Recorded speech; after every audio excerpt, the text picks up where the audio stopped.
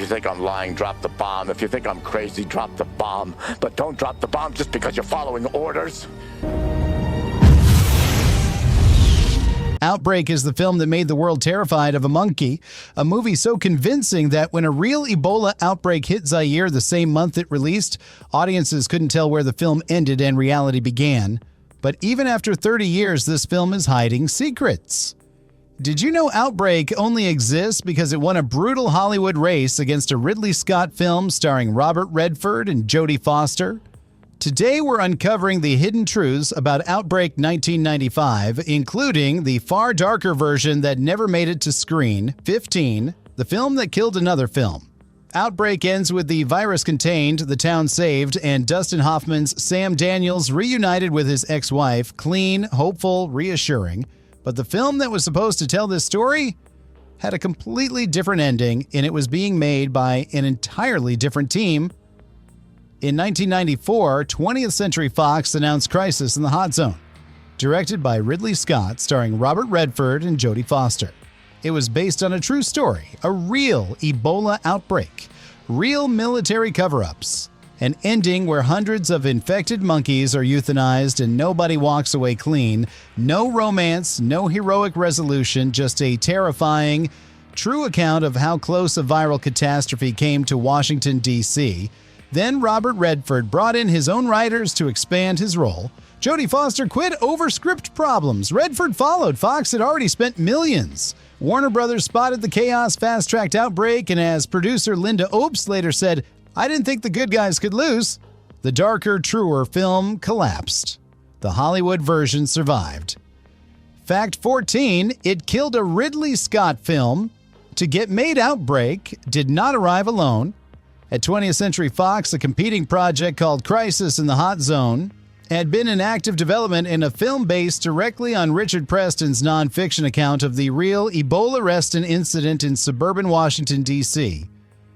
That project had a director, Ridley Scott. It had stars Robert Redford and Jodie Foster. By several accounts, including producer Linda Obst's, it had the better script. Outbreak was at Warner Brothers, moving faster with Dustin Hoffman and Wolfgang Peterson already attached. The two projects were racing the same subject to the same audience. Crisis in the Hot Zone ran into script problems that slowed it critically. Outbreak crossed the finish line first. Fox pulled the plug. The Ridley Scott version was canceled. Obst later stated publicly that Peterson had attempted to entice Redford away from her project and toward Outbreak, a claim that did not improve relations between the two competing productions. Crisis in the Hot Zone was eventually made as a limited series in 2019, produced by Scott, 24 years after Outbreak had beaten it to theaters. Fact 13, Harrison Ford, Stallone, and Gibson all said no before Dustin Hoffman was cast as Colonel Sam Daniels. The role was offered to 3 actors who turned it down in sequence. Harrison Ford passed, Sylvester Stallone passed, Mel Gibson passed. The character, as originally written, was a more straightforwardly action-oriented hero, a military man in a physical crisis requiring physical solutions. That framing suited all 3 actors better than it suited Hoffman. When Hoffman came aboard, his instinct was different. He wanted the scientific and medical dimensions of the role to feel genuine, and he pushed immediately for technical consultants to help him understand what a real CDC virologist would actually do in a containment scenario. The action hero, who had been declined 3 times, became, in Hoffman's hands, a scientist who happened to be in uniform. The distinction matters. The film's credibility in its early technical sequences comes directly from Hoffman's insistence on getting the procedure right. 3 actors said no to a role that required someone who would ask questions. Hoffman asked more than anyone on the production had anticipated. Fact 12, the script was rewritten by 3 uncredited writers. The screenplay for Outbreak carries 2 credited writers, Lawrence Dworet and Robert Roy Poole. The finished film was shaped significantly by 3 additional writers who received no screen credit. Ted Talley, who had won the Academy Award for Best Adapted Screenplay for The Silence of the Lambs, was brought in to work on the scripts. Jeb Stewart, who had written The Fugitive, also contributed. Carrie Fisher, yes, Princess Leia, was hired as a script doctor and worked on dialogue and scene structure. The reasons for bringing in additional writers at that level of Hollywood pedigree suggest a production that was not entirely confident in what it had. Talley, in particular, was brought in early enough that his contributions shaped the film's structure, rather than simply polishing individual scenes. A film credited to 2 writers was built by 5. The Silence of the Lambs screenwriter and Princess Leia between them helped determine how a pandemic thriller would hold together. The credits give no indication of either. Fact 11. Maya Angelou was hired to fix the ending. Dustin Hoffman was unhappy with the ending of Outbreak as it was written. His solution was specific and unconventional. He reportedly insisted that Maya Angelou be brought in to rewrite the film's conclusion, to give it a different emotional register than the version the credited writers had produced. Angelou was the celebrated poet, memoirist, and civil rights activist whose work included I Know Why the Caged Bird Sings. She had no conventional film script credits. Hoffman wanted her specific voice applied to the film's final emotional beats. Angelou worked on the ending. How much of her contribution survived into the finished film is disputed. Multiple accounts suggest that very little of her work made it to the final cuts. The ending that audiences saw was not substantially different from what preceded her involvement, but the attempt itself, a major Hollywood star hiring one of America's most significant literary voices to fix the emotional conclusion of a virus thriller, remains one of the stranger behind-the-scenes decisions of 1990s cinema. Fact 10, the town was a real Victorian village that got tanks for 2 months. The fictional town of Cedar Creek, California, where the Mataba virus spreads through the population and the military quarantine descends, was filmed in Ferndale, California. Ferndale is a small, well-preserved Victorian village in Humboldt County, notable for its period architecture and its isolation from major urban centers. For nearly 2 months, the production transformed it into a militarized quarantine zone. Tanks rolled through its Victorian streets. Military helicopters became a feature of daily life for Ferndale's residents. The army infrastructure required for the film's containment sequences arrived in a community built in the 19th century and substantially unchanged since. The contrast between Ferndale's architecture and the military hardware surrounding it gave the Cedar Creek sequences their specific visual texture. An American small town that looked frozen in time, suddenly occupied by the apparatus of a government response that had decided its population was expendable. Ferndale's residents endured 2 months of this. The production paid location fees and moved on. The tanks left. The Victorian houses remained. Fact 9. Donald Sutherland replaced the original villain. Because of Oliver North, the role of General Donald McClintock, the antagonist willing to firebomb an American town to protect a biological weapons program, was not originally written for Donald Sutherland. Joe Don Baker had been cast and had begun filming when director Wolfgang Peterson and producer Arnold Coupleson decided the character needed a different quality.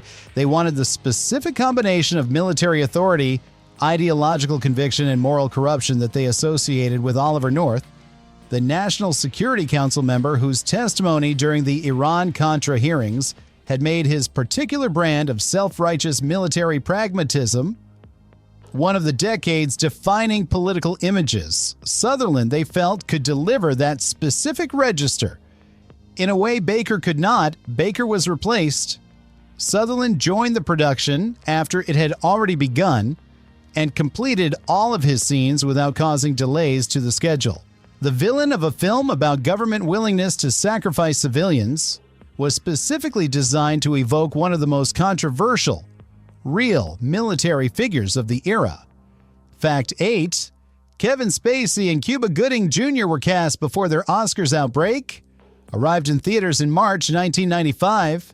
Kevin Spacey won the Academy Award for Best Supporting Actor for The Usual Suspects in March 1996, 1 year later. Cuba Gooding Jr. won the Academy Award for Best Supporting Actor for Jerry Maguire in March 1997, 2 years later. Both men appear in Outbreak in supporting roles that were not designed to carry the weight of the film. Spacey as the sardonic Casey Schuler, and Gooding as Salt, the helicopter pilot and Daniel's closest colleague. Both received second billing to the film's main ensemble. A critic reviewing Outbreak in 2020 noted that it contained 2 future Academy Award winners in roles that treated them as reliable character support rather than stars in development. The film that captured both actors before their defining performances did not anticipate what either of them was about to become. It used them well, it just didn't know what it had. Fact 7. The film was made entirely without the CDC's cooperation. The Centers for Disease Control and Prevention did not cooperate with Outbreak. The production requested assistance and was denied. The CDC determined that the film's premise, its portrayal of institutional failure, and its depiction of military willingness to destroy an American town rather than develop a cure were not consistent with the image the agency wanted to project. The production proceeded without official CDC endorsement, technical assistance, or access to facilities. Despite this, Dustin Hoffman independently contacted Peter Yarling, the senior research scientist at the U.S. Army's Medical Research Institute of Infectious Diseases, who had been among the first to identify the Ebola restin virus for scientific guidance. Yarling agreed to consult. A film made without the CDC's blessing had direct access to one of the real scientists whose work had inspired it. The agency that refused to help was bypassed by an actor who simply called the scientist directly and asked for 30 minutes of his time. Fact 6. The film was shot at a real biodefense facility. While the CDC refused cooperation, another government facility did not. Dugway Proving Ground, the U.S. Army's chemical and biological defense testing facility in Utah, was used as a filming location for sequences depicting military research environments.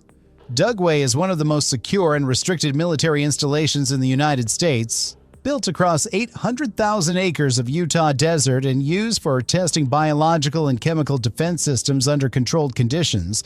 The production was permitted to film specific exterior sequences at the facility under conditions negotiated with the military. The combination of a real biodefense facility in the film's story about military willingness to weaponize a virus for strategic purposes gives certain sequences an uncomfortable documentary quality. The setting was authentic. The story of what happens inside such facilities when the strategic calculations shift, and that was the film's argument, not the Army's endorsement. Fact 5. The virus was based on Ebola, but made more airborne. The Motaba virus that drives Outbreak's premise was constructed specifically to be more dangerous than any documented real-world pathogen. Ebola provided the visual template, the hemorrhagic fever, the rapid progression, the devastating mortality rate, but Ebola does not transmit efficiently through the air. The screenwriters changed that. Motaba's airborne transmission, the quality that makes the theater scene so devastating and the quarantine so urgent, was a deliberate fictional amplification. It made the narrative threat more cinematically immediate. It also made the film a more accurate predictor of pandemic fear than its creators may have intended. When COVID-19 arrived in 2020, Outbreak was pulled up millions of times on streaming services, audiences finding in a 1995 thriller a framework for the specific anxiety of an airborne pathogen moving through a contained population. The virus the screenwriters designed to be maximally frightening turned out to map closely enough onto a real pandemic that the distinction between fiction and reference material blurred for an entire viewing public. Fact 4. The film spent 3 weeks at number 1, beaten by Chris Farley. Outbreak opened on March 10th, 1995, and grossed to $13.4 million in its opening weekend. It held the number 1 position at the North American box office for 3 consecutive weeks, an unusually strong run for a film that had been marketed primarily as a serious adult thriller. Its 3-week run at the top ended when Tommy Boy opened on March 31st and pushed it out of the top position. The Chris Farley and David Spade comedy, made for $25 million, aimed at a completely different audience operating in a completely different register, dislodged a pandemic thriller from the number 1 spot. Outbreak went on to gross $189 million worldwide, making it one of the highest-grossing films of 1995. The film that predicted the emotional texture of a global pandemic was temporarily the most popular film in America. It was replaced at the top by A Man Falling Through a Coffee Table. Fact 3, the film's premiere left its own audience too queasy to eat. The Los Angeles premiere of Outbreak in 1995 was followed by a catered after-party. The party was not a success. A guest was overheard at the event, remarking that after watching a film like that, you didn't really want to eat something that somebody else had touched. The comment circulated through the room. It was not an isolated reaction. An audience that had just spent 2 hours watching a highly contagious virus spread through human contact, contaminated surfaces, and airborne particles found itself standing in a room full of shared food and strangers. The precise anxiety the film had been designed to generate about proximity, contamination, and the vulnerability of enclosed spaces had followed its audience out of the theater and into the party.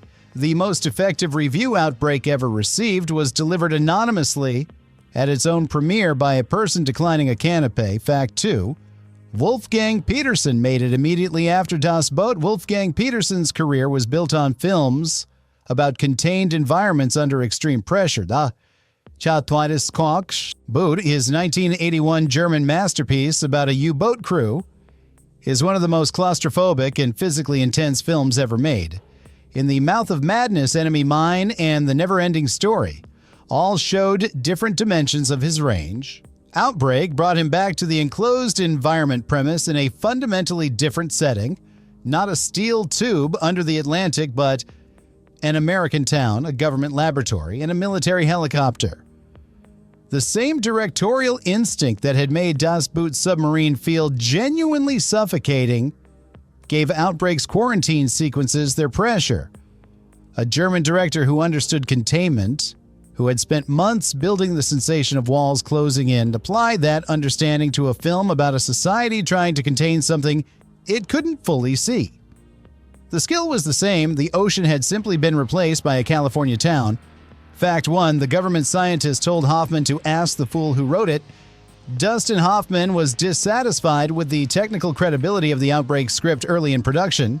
His solution was to call Peter Jarling, the senior research scientist at the U.S. Army's Medical Research Institute of Infectious Diseases, who had been one of the first people to identify the Ebola-resistant virus and who had real-world experience with exactly the kind of containment scenario the film depicted. Hoffman called him and said plainly that the script wasn't making any sense to him. He wanted Jarling to explain it. Jarling's response, as he later recounted it to the New York Times, was immediate and precise. He told Hoffman, "Don't ask me. Ask the fool who wrote it." A 2-time Academy Award winner called one of America's leading virologists to complain about a fictional virus script and received in return the most efficiently delivered script note in Hollywood history. Jarling went on to provide legitimate scientific consultation to the production anyway. The script got better. The line remained exactly as good as the moment it was delivered, and there you have it, 14 weird facts about Outbreak, a film that beat Ridley Scott to the screen, hired a poet laureate to fix its ending, and predicted pandemic anxiety 25 years before the world caught up with it. Which fact hit hardest? Drop it in the comments. Subscribe for more deep dives into the thrillers that knew more than anyone wanted them to. Until next time.